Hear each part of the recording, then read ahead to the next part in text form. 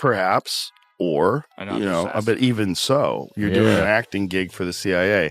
Who calls you for that? Yeah. You ever get one of those calls? No. No, I never got one of those calls. And my agent never hit me with that one. I believe Erika Kirk was fully aware of and helped facilitate the plot to kill her husband. We're going to start by breaking down an interview that she did just 8 days after his death. Why doesn't anybody know anything about Charlie Kirk's parents? I just saw a video about this, and it had literally never occurred to me that no one is talking about. We have not heard from or seen footage of anybody other than Erika and the freaking vice president and Usha. So Joe Rogan just dropped some comments that have people looking at the Charlie Kirk situation in a completely different way. According to him, what's happening around Erika Kirk and Charlie Kirk's sister doesn't feel random at all. He suggested it looks organized, almost like everything was carefully set up in a way that could be mistaken for a tragic accident rather than something intentional. And that's where things start to feel a lot heavier. Rogan didn't just speak in general terms either. He reportedly pointed out how certain events and timing seemed to line up right when Charlie's sister was rumored to be preparing to speak publicly. That detail alone is what really got people paying attention. Because timing like that always raises questions. And as many people have noticed before, whenever someone connected to a major public figure suddenly goes quiet right before speaking out, it instantly creates speculation. People start wondering what might be happening behind the scenes, even if there's no confirmed information to explain it. So when Rogan began hinting that there could have been some kind of effort to stop her from speaking, the online reaction shifted almost immediately. Conversations picked up fast, and more people started looking at the situation with a different perspective. At that point, it stopped feeling like simple online drama. Instead, it turned into a bigger discussion about whether certain events could be misunderstood or interpreted in different ways. That uncertainty is exactly what has people watching closely and questioning everything they're seeing. Same day this information came out. Now, if you remember, Sheriff Nate Brooksby's friend, a retired deputy, called him with a shaky voice saying that he knew who killed Charlie Kirk. Now, Joe Rogan has been following Erika Kirk and everything connected to Charlie's situation for a while, but he had mostly stayed quiet publicly. That changed during a recent episode with comedian Mark Norman, where they finally talked about it in more detail. During that conversation, things got intense. Mark Norman didn't hold back with his opinions about Erika, while also referencing claims that have been circulating online. Their discussion added even more attention to an already growing situation, and it's clear this topic isn't slowing down anytime soon. He sounded completely convinced there was more to Erika's alleged intelligence-related connections than what people saw in those viral clips. Remember that video compilation that spread everywhere, showing Erika doing that unusual eye movement during interviews? Joe brought it up during the conversation and described it in a very intense way. And the way he spoke made it seem like he was holding back from going deeper, almost like he didn't want to cross a certain line. When that episode dropped, a lot of people felt like Joe had finally said what they had been thinking all along, because up to now, no one from Erika's side has really provided a clear or convincing explanation for that behavior. So naturally, people started throwing out theories. Some say it's just a reflex. Others think it could be a habit picked up over time. Some even question if it's part of how she presents herself on camera. But no matter what angle people take, one thing keeps coming up again and again: it just doesn't look typical. Now, everything Joe said about that detail caught attention. But that wasn't even the biggest moment from the conversation. What really got people talking was when he mentioned her supposed connections, because that pushed an already existing idea into the spotlight. There's been a growing narrative online suggesting Erika might be involved in something much bigger behind the scenes. Her making crazy eyes. No. There's a video of her making demon eyes, and every time she makes the eyes, the music. It's so ridiculous. She's possessed. Especially when it comes to tension surrounding Charlie's family, including his sister. These claims are not confirmed, but once Joe brought it up, it made the discussion feel more serious for a lot of viewers. But before even getting into that part, people started looking back at Erika's relationship with Charlie's family, and that's where things get complicated. Right after Charlie passed, many expected Erika to stay close with his family, or at least show unity in honoring his memory. She did share emotional moments publicly, including footage that showed how deeply affected she was, but questions still followed about how much the family was actually involved. Here's where things started to raise eyebrows. There were already whispers that Erika didn't have the best relationship with Charlie's family even before everything happened. But those whispers turned into louder conversations after reports came out about the memorial event held in his honor. According to what's been discussed, Charlie's parents, Robert and Catherine Kirk, were not part of that event.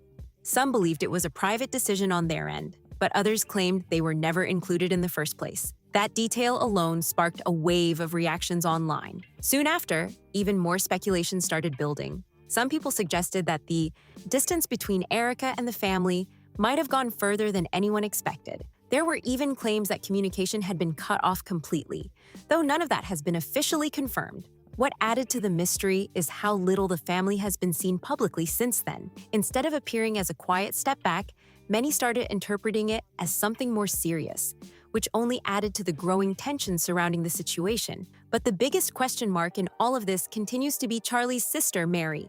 She's the one person connected to the family who has remained completely out of the spotlight. Based on her public profile, Mary Kirk works as an art curator in Chicago. But beyond that, there's very little information available about her involvement in any of this. Tours, we said our prayer, and we asked the Lord to protect us, and we asked the Lord that His will be done. That's what we did.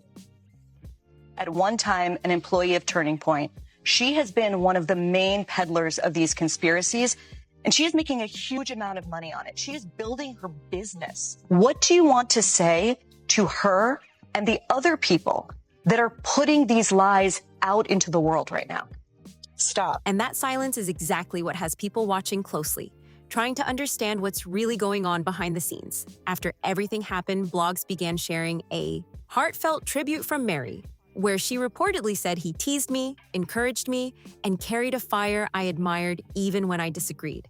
That message stood out to a lot of people, especially because it hinted at both love and differences at the same time. But here's where things take an interesting turn.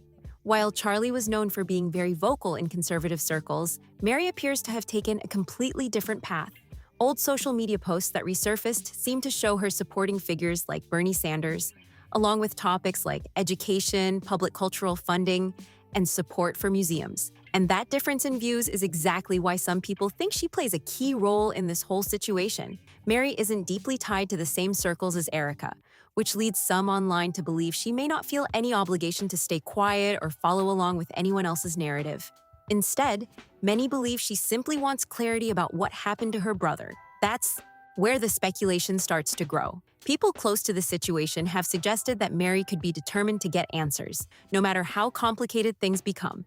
And because of that, some online discussions have framed her as someone who could potentially challenge the current narrative. Now, this is where Joe Rogan's comments started getting even more attention. During his podcast, he brought up Erika's reported connections to intelligence-related topics, especially referencing that viral video.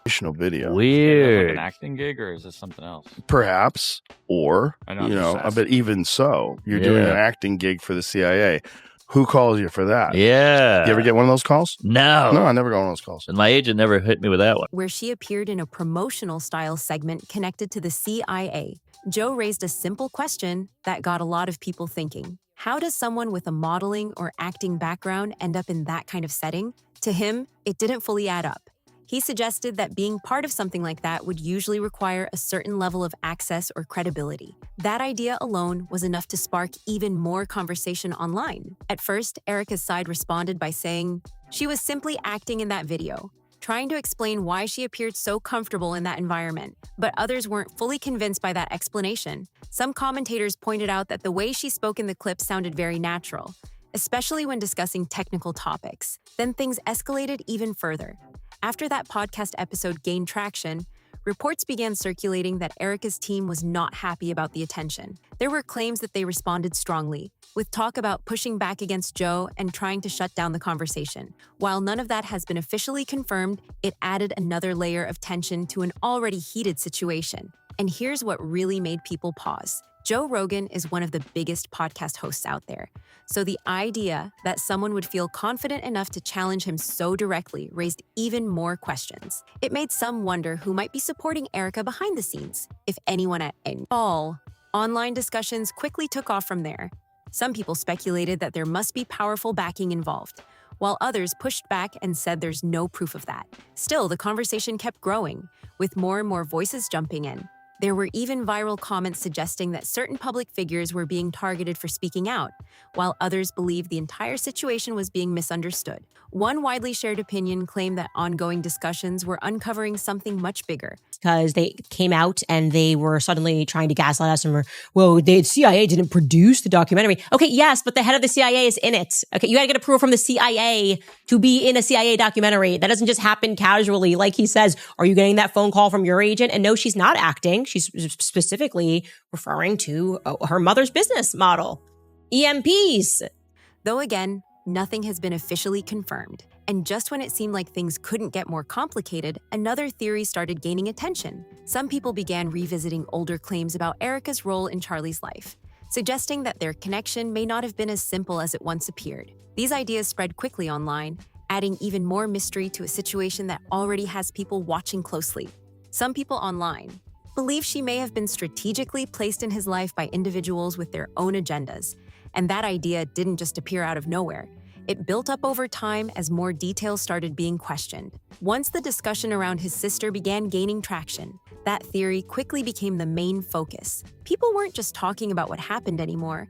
They were trying to connect dots, looking at timelines, relationships, and every small detail that might explain the bigger picture. One viral comment summed up the mindset spreading across social media. It claimed Erika wasn't just a partner in Charlie's life, but someone playing a much deeper role behind the scenes. Now there's no confirmed proof of that, but the fact that so many people are repeating similar ideas shows how much doubt has already taken hold. And once that kind of narrative starts moving, it doesn't slow down easily. It grows, it evolves, and it pulls in older moments that suddenly feel more important than they did at the time. That's exactly what happened when people started revisiting past Joe Rogan episodes. In one earlier discussion, Joe had already hinted that the public might not be getting the full picture surrounding Charlie's situation.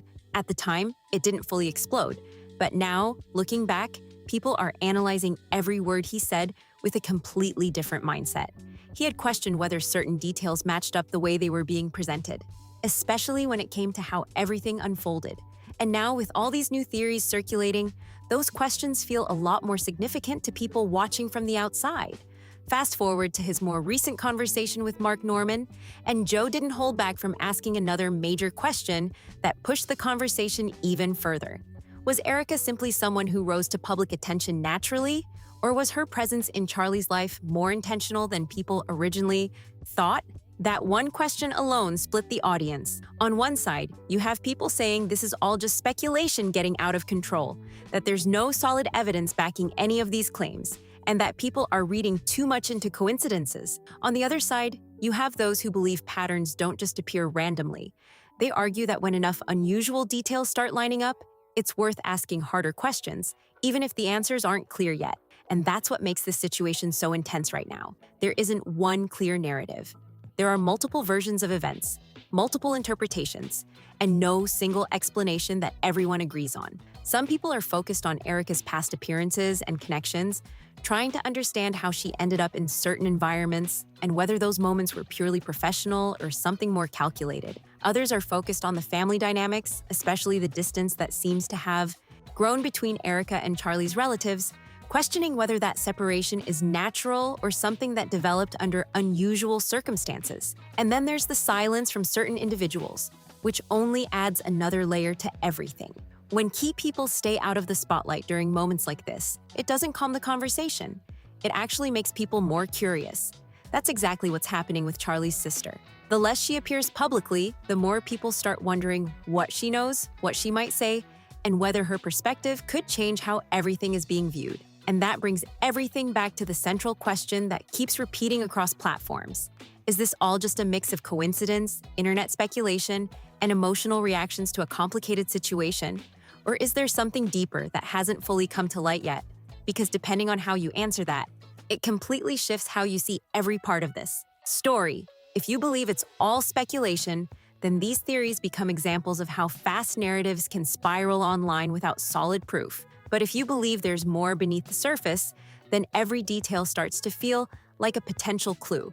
Every timeline becomes important, and every unanswered question feels like something waiting to be uncovered. And right now, both sides are growing. You've got people digging through old clips, rewatching interviews, analyzing body language, comparing statements, and trying to piece together something that makes sense to them. At the same time, you've got others pushing back, reminding everyone that without verified information, it's easy to build connections that may not actually exist. That tension between curiosity and caution is exactly what's keeping this story alive. Because the truth is, situations like this don't stay static. Public perception shifts, new details can emerge, and what people believe today can look completely different tomorrow. One new statement, one unexpected appearance, or one clarification from someone directly involved could instantly change how everything is being discussed. But until something like that happens, the conversation continues exactly where it is right now, filled with questions, theories, and non-stop debate. And the more time passes without clear answers, the more people start forming their own conclusions, whether they're based on facts, observations, or simply how everything feels when you look at it as a whole. That's why this isn't slowing down anytime soon. If anything, it's gaining more attention as more people become aware of it and start forming their own opinions. So now it really comes down to you. After hearing all of this, where do you stand?